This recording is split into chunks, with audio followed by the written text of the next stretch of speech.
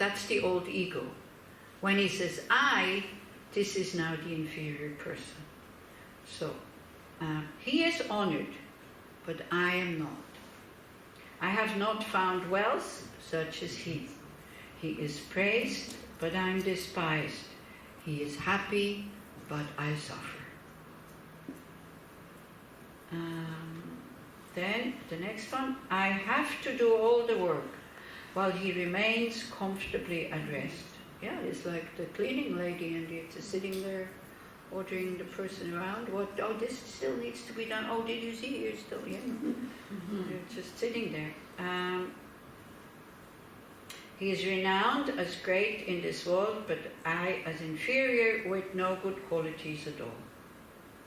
So then, the inferior I starts to rebel, starts to try to find ways of putting him down, putting the other one down. You get it? When he says, hey, but wait a minute, but what do you mean I have no good qualities? The beggar, right? I have all good qualities. Compared to many, he is inferior. So there's many people who are much better than he is. He's trying to console himself. That's what we do sometimes, isn't it? Yeah. And compared to many, I am high. I might be a beggar, but there's other people are much worse than I am. But the deteriorated state of my morals and views is not due to me, but due to my disturbing conceptions. So now he uses Buddhism to say, hey, I'm not my delusions. What are you talking about? In whatever way he's able, he should heal me. Willingly, I shall accept any discomfort involved. So this is, he calls himself a Bodhisattva. Why is he not helping me? What is this? So he starts to criticize him. But I'm not being healed by him, so why does he belittle me? So he should help me instead of belittling me and looking down on me. What use are his high qualities to me? Although he has good qualities, he does not benefit me.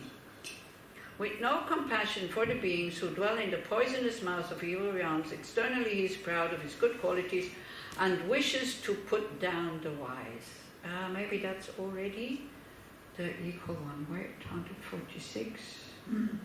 No, indifferent to the plight of living beings who tread the brink of evil destinies, he makes an outward show of virtues, even sets himself among the perfect. So 147 is then the equal one. So do you get it? It's like we see the kind of delusions that can come up in somebody that we put down and we start to understand instead of criticizing them.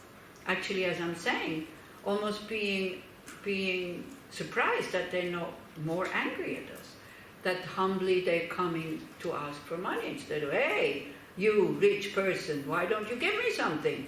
Look, you're sitting in the restaurant and having this wonderful meal. What do you think? This is decent? You think this is just? I am in the place I am because of society, or I couldn't find a job, or I wasn't able to go to university like you, or blah, blah, blah, whatever. Yeah? So we start to be closer to them, actually, by understand their delusions, and then we're quite happy that they're not shouting at us.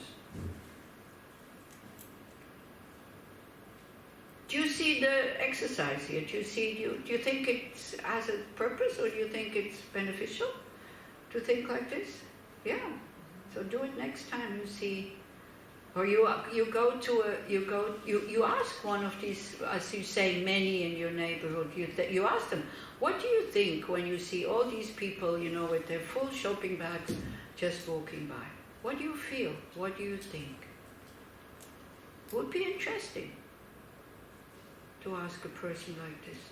With somebody when you have a good relation, when you feel they're not aggressive. Yeah, to ask them, how do you feel sitting here the whole day? Well, I told you the story already. I was, usually I give something. Yeah? So in Bern, I was evening, but I was with somebody else. Usually I'm alone. Then it's easy, because if you are with somebody, it is, why do you give so much? Even there's some people that I'm with, I don't dare to give, because I know they're going to shout at me, so then I leave it. Yeah, this is the coward I am. I don't want to be shouted at. So if you are with me and you see a beggar, please tell me it's okay. If you want to give something, it's fine. Yeah, please. So then I know I'm not making you upset. So then anyway, I was with a person, and then there's this maybe 30, 40-year-old woman. She's always around, and people say, oh, she has so much money, she hides it under her mattress. What do I care? I mean, she has a beggar mentality. Anyway, so she came, and my friend next to me, she said, well, why don't you work?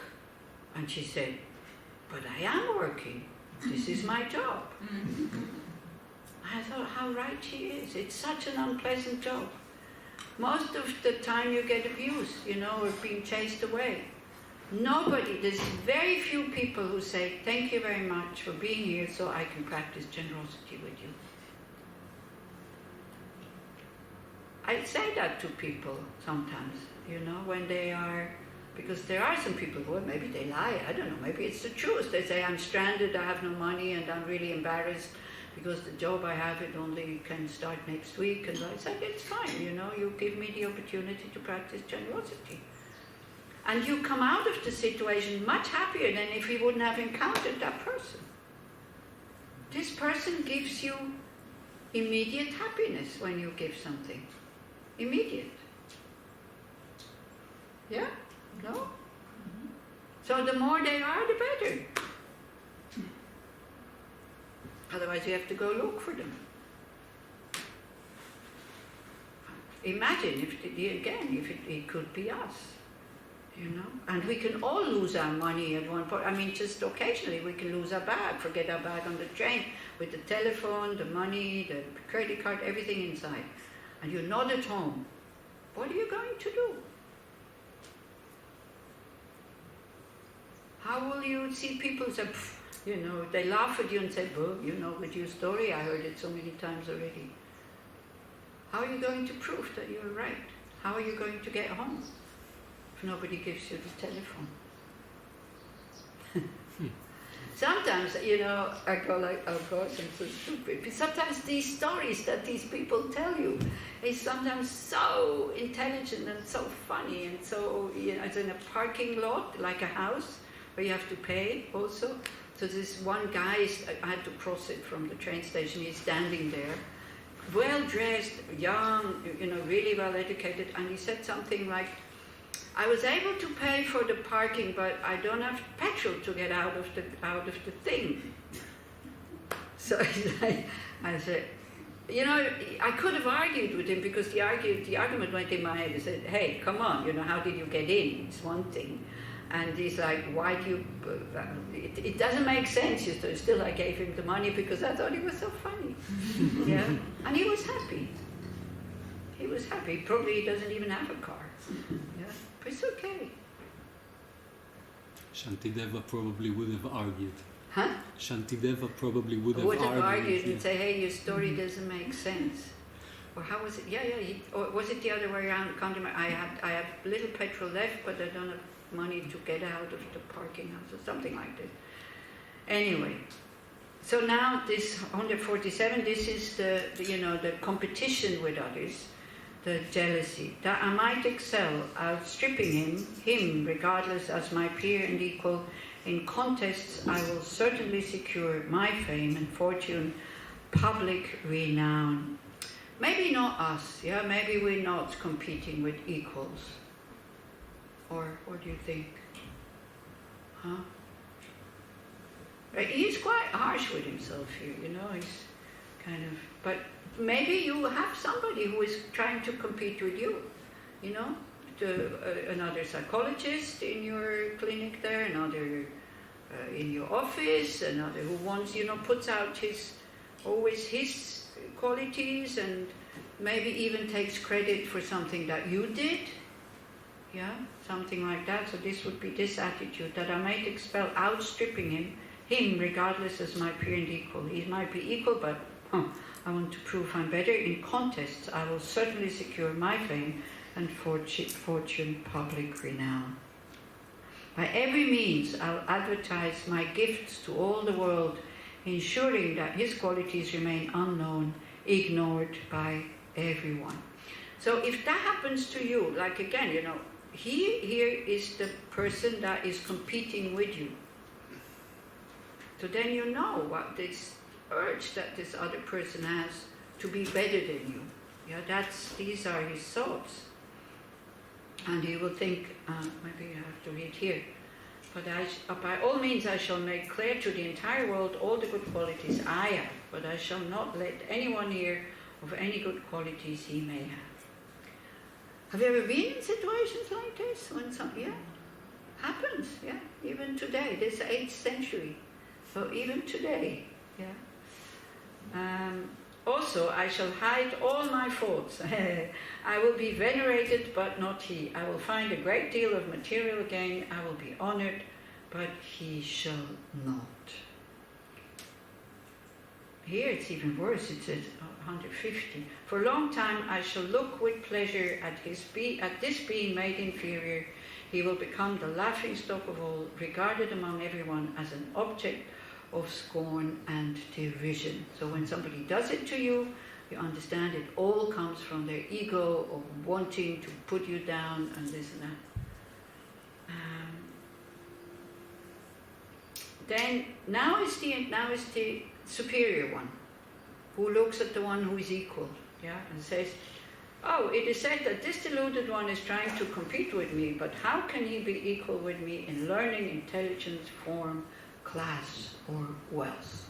Yeah, so we look at somebody who's trying to compete with us and we go, then we become the proud to say, oh, this one, you want to be equal? No way. And this is it, you know, this is where we take our arrogance from, learning. And it's also, in the world, intelligence is regarded as something really fantastic and really great and being honored and, you know, people, oh, wow, he's so intelligent. What's the big deal? You know? But it's amazing how intelligence, you know, I mean, Bibi is very intelligent. Yeah? Yeah. That's the problem. Huh? He's very smart. So intelligence doesn't mean that you have a good heart at all. Yeah? So now we are, which one are we now? 152. Are we, yeah, I know, but what are we? We're the superior one, but are we the old ego which is superior? No, we are kind of the... You're asking how can it be equal? Yeah, right. People say this pitiful non-entity is trying to compete with me, but how can he resemble me, they ask, in learning, beauty, wealth, or pedigree? Yeah, so from learning, then beauty also, you can get very arrogant about this. Of course, money, yeah. People is like, you know, I paid, this is due to me, I paid for this, so you, that.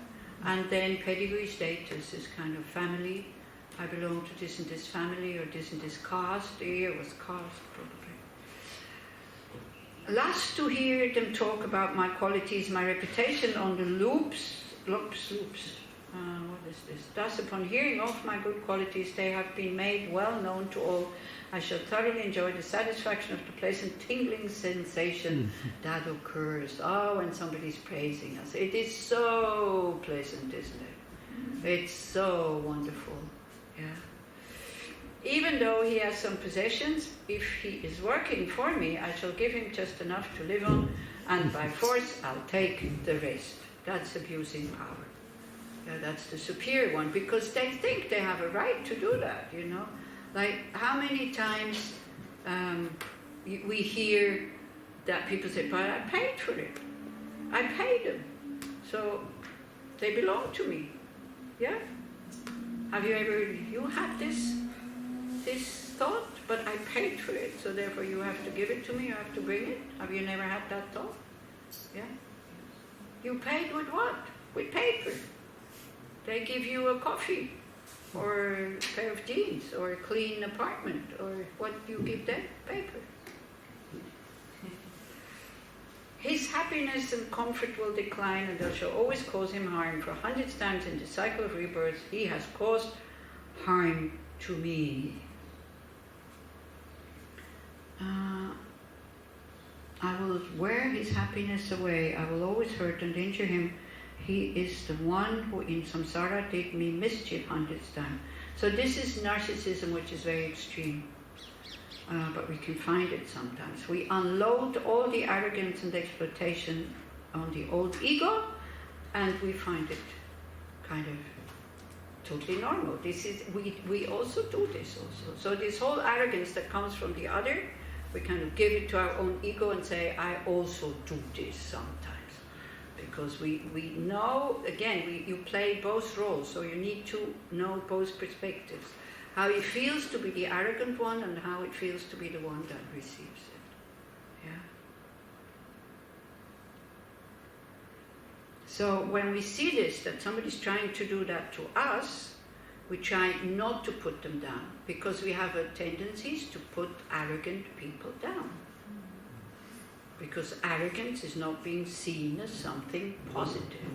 So we can attack them on the grounds of, oh, but you, look at this arrogant person. And it's respectless when we say that. So we try to give them what they want.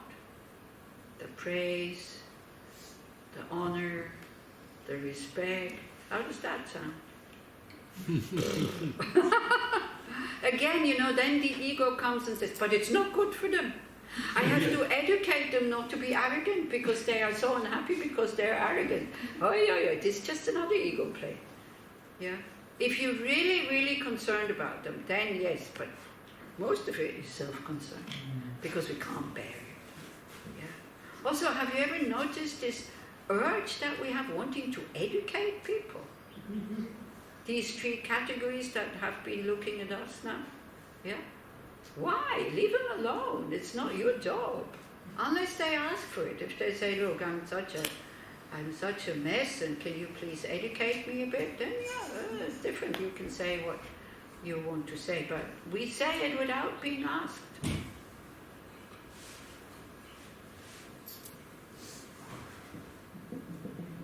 So it looks, we're kind of playing with these delusions and we feel them and we let them arise and we then start to dissolve them, or because we're not identifying with them because they come from other people. So it's quite skillful.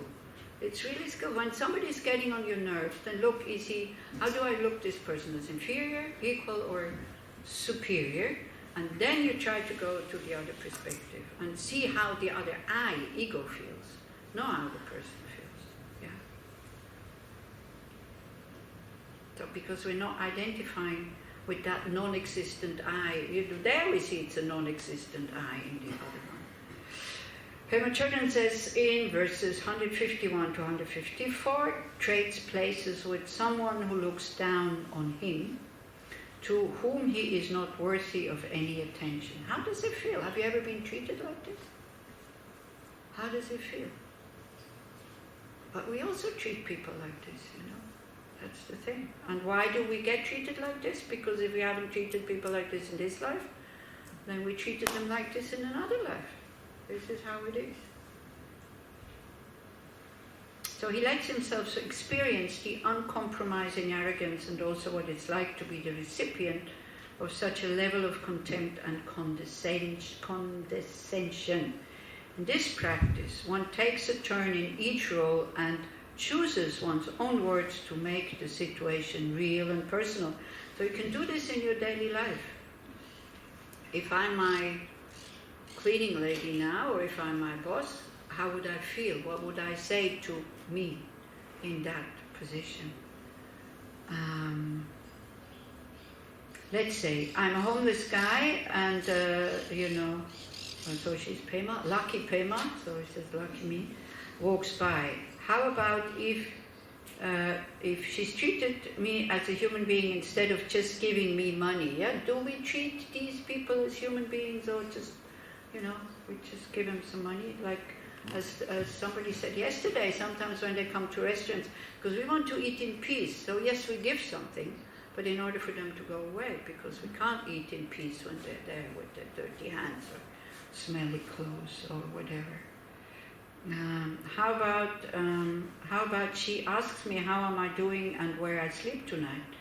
In a relationship between two equal human beings, both the unfortunate bitterness and Pema's indifference are allowed to melt away. With the last two lines in verse 154, he is the one who did harm. Shantideva now begins a dialogue with the anxious, cramped thinking of self-centeredness. Yeah, by 144. For 100 times of this cycle of rebirth, he has caused harm to me, so I have a right to give back that harm. That's what we think.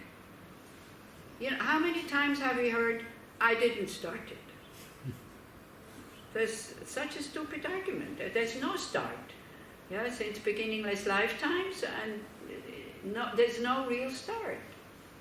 Okay, so now it continues. Oh my mind, what countless ages have you spent in working for yourself, and what great weariness it was, while your reward was only misery.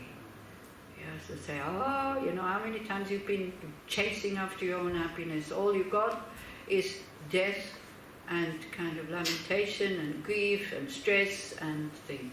When I explain in the House of Religion, I have 45 minutes to explain Buddhism to sometimes kids who don't even want to hear. It's very challenging. So then I usually, the Four Noble Truths. I said, the Buddha said, it's very easy, the way we are and the way we manufacture, whatever, it's very easy to be frustrated and stressed. Do you think it's true? They will say yes. Nobody, even in Switzerland, you know, kids, nobody says, no, that's not true. Yeah? That's the best way of, you know, explaining the First Noble Truth. We are so fragile, we're so sensitive, that if we're not trained, yeah, and people become more and more fragile and more sensitive, that whatever happens, it just, you know, it's like if you touch with the finger, the more sensitive you are, you touch with the needle. It's like, ooh. And the more ego, the more self-centered we are, the bigger the pain becomes. So it tells his mind here, 155, because of desiring to benefit yourself, oh mind, all the weariness you've gone through over countless past eons has only succeeded in achieving misery. So turn around. Yeah. Therefore, I shall definitely engage myself in working for the benefit of others, for since the words of the Mighty One are infallible, I shall behold his advantages in the future. So Shantideva himself has to say, what the Buddha says is true, you know, so he has to kind of clear away his own doubt, in a way. In the past, I had practiced this act of exchanging self for others. A situation such as this, devoid of the magnificence and bliss of a Buddha, could not possibly have come about. Oh, don't know. This again I don't understand. If indeed you had in former times embraced this work and undertaken it, you could not still be lacking in the perfect bliss of Buddha. If you would have started earlier to do this, you would not be in the situation that you are now. This is when I read that one, you know, then I think that's what it means. Pema Chodron says, moreover, you neurotic consciousness, if you had started this path even a month ago, you would be much closer to the Buddha's state. 158. Therefore, just as I have come to behold as I these drops of sperm and blood of others, again he reminds himself, this body that was at one point just sperm and blood, all of a sudden it becomes I. So, habit. Likewise, through acquaintance, I should also come to regard all others. So, like, you know, he encourages himself again and again, don't give up, just continue to practice. You will get used to it, you will get used to it, you will get used to it. And as I said yesterday, you can change your attitude of absolute self-centeredness to include somebody else when you know that you're pregnant. You include that being, even if it's just sperm and egg having come together, or they say it's like yogurt, you know, in the old Lamrim text at the beginning, it's like jelly, something kind of. Still, you're concerned for that being. So we know we can kind of expand. So self-centeredness is, in a way, self-centeredness is a good thing, because it's the interest of being happy. What is wrong, that it's too focused. So all we have to do this, you know, I don't have to encourage myself in the morning to say, okay, today now, come on, please. You will only do what is good for yourself.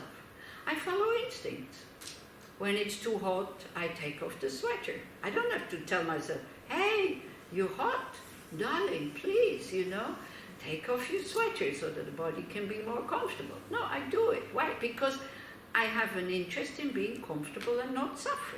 So that's a good thing. If we don't have that, then we're kind of totally lost.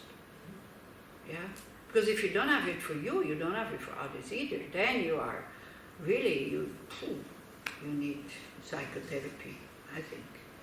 And there's some people who totally neglect themselves, who put absolutely no effort into being well. Yeah? I don't know what they're punishing themselves for. So this is not for those people. Definitely not. So the self-interest is good. All we have to do is to expand it. And first it goes to the ones where we see it comes naturally. So these beings are very important in our life because they show us we can do it.